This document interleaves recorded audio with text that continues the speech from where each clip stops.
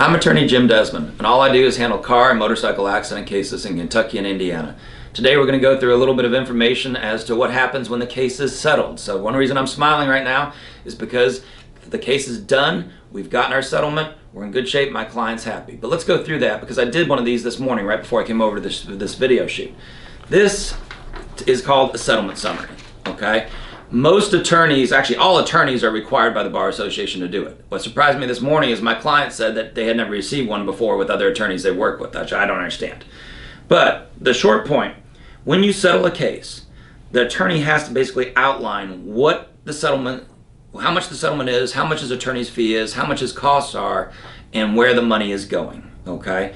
This money actually gets deposited in our escrow account, my firm's escrow account, which is monitored by the Bar Foundation, and then we actually have to write checks off of that to my client directly, and that's why we've got to account for it all.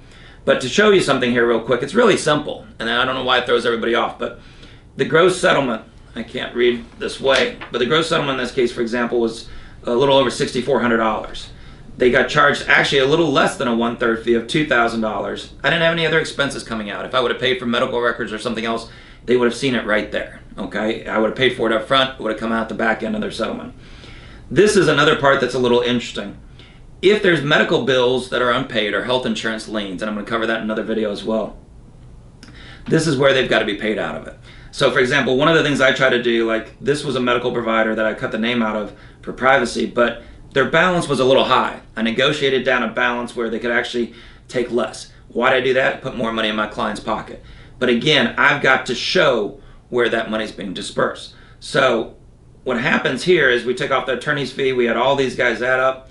There should be a number here that I failed to put in there, and this is the amount they receive. That's how a settlement summary works, is that it outlines what amount the client received, how much they're putting in their pocket, who's being paid out of it. And the reason it's so important for you all is you're settled your case.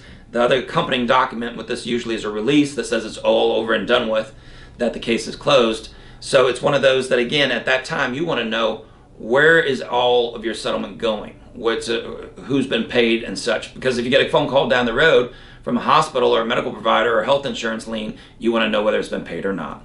So if you have further questions, feel free to give me a call. My name is attorney Jim Desmond. My cell phone is 502-609-7657. Yes, you will reach me directly. You won't talk to a paralegal or secretary. And if you want more information, you can always go to my website as well, attorneydesmond.com. I hope you all have a great day, and I hope to hear from you. Thank you.